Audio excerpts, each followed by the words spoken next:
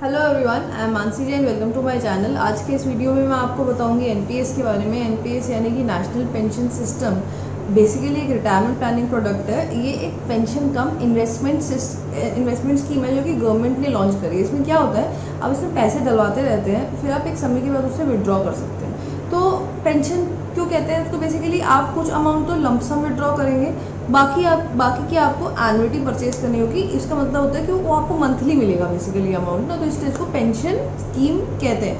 अब पहले तो इसमें अकाउंट कैसे खुलवाते हैं, मैंने लिंक आपको डिस्क्रिप्शन बॉक्स में दिया। आप उस पर लिंक पे क्लिक करके जाएंगे तो बहुत ईजी सा प्रोसेस है, आप उसको फॉलो करिए। जो दिक्कत आए आप मेरे से कमेंट में पूछ सकते हैं। अच्छा, अब इनमें 2 टीयर्स होते हैं बेसिकली। टीयर 1 एक पेंशन अकाउंट है, टीयर 2 इन्वेस्टमेंट के लिए होता है। तो मैं टीयर 2 में नहीं करती हूँ क्योंकि हम नॉर्मली स्टॉक्स और म्यूचुअल फंड्स में कर देते हैं, तो टीयर 2 में करने की ज़रूरत मुझे लगती नहीं है, मगर मैं आपको उसके बारे में बता ज़रूर दूंगी।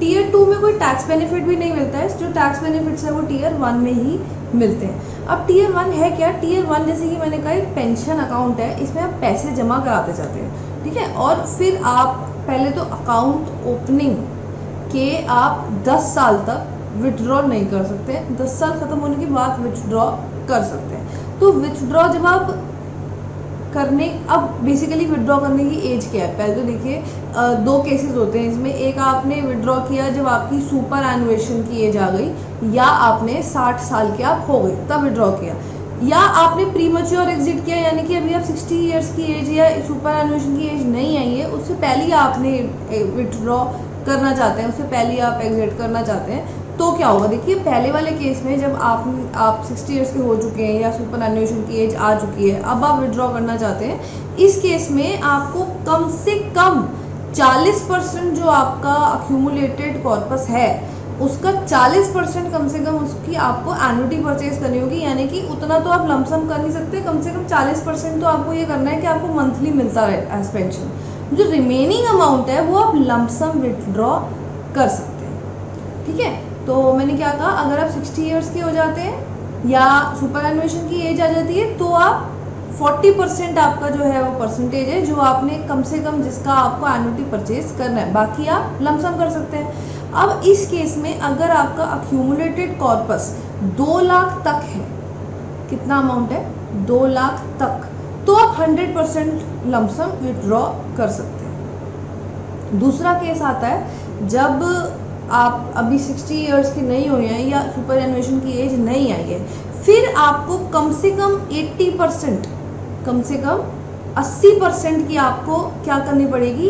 एन्युटी परचेज करनी पड़ेगी। बैलेंस आप लमसम निकाल सकते हैं। इस केस में भी अगर आपका अक्यूमुलेटेड कॉर्पस 1 लाख तक है, कितना अमाउंट? 1 लाख तक, तो आप उसका 100% लमसम विड्रॉल कर सकते हैं। तो जो सुपर एनुएशन वाला था, अपॉन सुपर एनुएशन, उस केस में क्या था?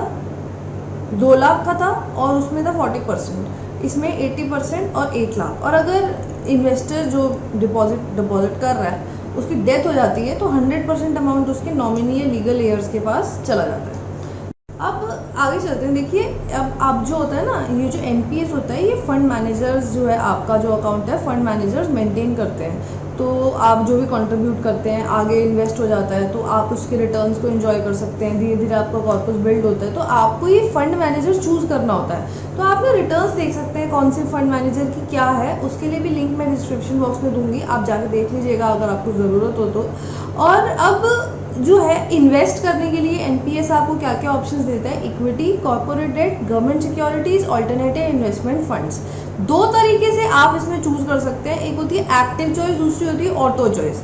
अब ऑटो चॉइस की बात करें तो इसमें अगर आप खुद अपना पोर्टफोलियो डिजाइन नहीं करना चाहते हैं तो आप ऑटो चॉइस को चूज करिए। उसमें क्या होगा, आपकी एज के हिसाब से आपका पोर्टफोलियो डिफाइन होगा, क्योंकि जैसे जैसे एज बढ़ेगी वैसे वैसे आपका इक्विटी का एक्सपोजर कम हो जाएगा, रिस्क कम हो जाएगा।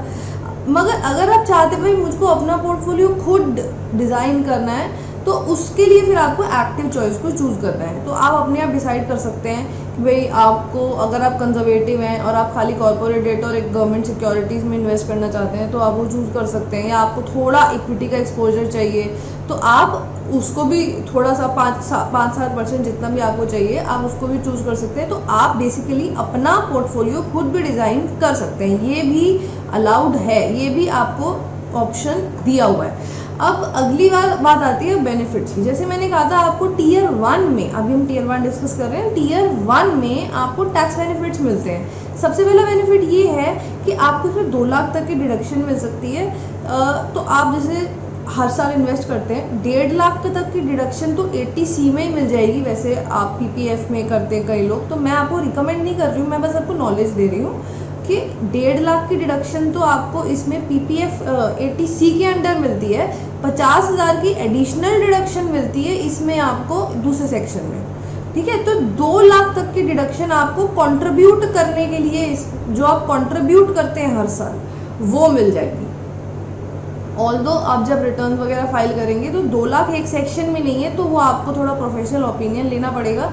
अगर आपको मेरे से जानना है तो आप नीचे कमेंट्स में पूछ लीजिए, मैं आपको सेक्शन बता दूंगी, ठीक है। अच्छा, दूसरी चीज़ ये आती है कि हाँ, जो भी आप इसमें रिटर्न्स अर्न करते हैं, रिटर्न्स मिलती है, जो भी अमाउंट निकालते हैं, विड्रॉ करेंगे एनुइटी या लमसम, वो सब एग्जेम्प्ट है, कुछ भी टैक्सेबल नहीं है टीयर 1 में।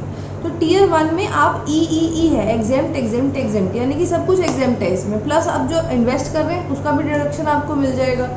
अब ये तो हो गया देखिए टीयर 1। अब हम टीयर 2 डिस्कस करते हैं, जो कि एक इन्वेस्टमेंट प्रोडक्ट है। मैंने आपको कहा था कि इसमें मैं नहीं करती, क्योंकि हम नॉर्मली स्टॉक्स और म्यूचुअल फंड्स में इन्वेस्ट कर देते हैं, तो हमको इसमें करने की ज़रूरत नहीं है। और टीयर 2 में से आप कभी भी विड्रॉ कर सकते हैं। जैसे टीयर 1 में तो था ना कि आप इस एज के बाद इतना इतना % ही कर सकते हैं, इसमें कुछ ऐसा नहीं है, आप कभी विड्रॉ कर सकते हैं टीयर 2 से। तो हाँ, NPS में ये एक और बेनिफिट है कि आप किसी भी स्टेट में शिफ्ट कर जाएं, एम्प्लॉयमेंट चेंज कर ले, तो पोर्टेबिलिटी है।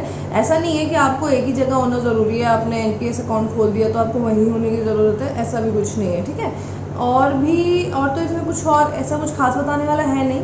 आपको कोई भी डाउट हो इसके बारे में तो आप मुझसे ज़रूर पूछिएगा कमेंट्स में। और आपको वीडियो अच्छी लगे तो आप ज़रूर लाइक करिए, शेयर करिए, सब्सक्राइब करिए और बेल आइकन को ज़रूर क्लिक करके जाइए। Thank you for watching my videos and good bye.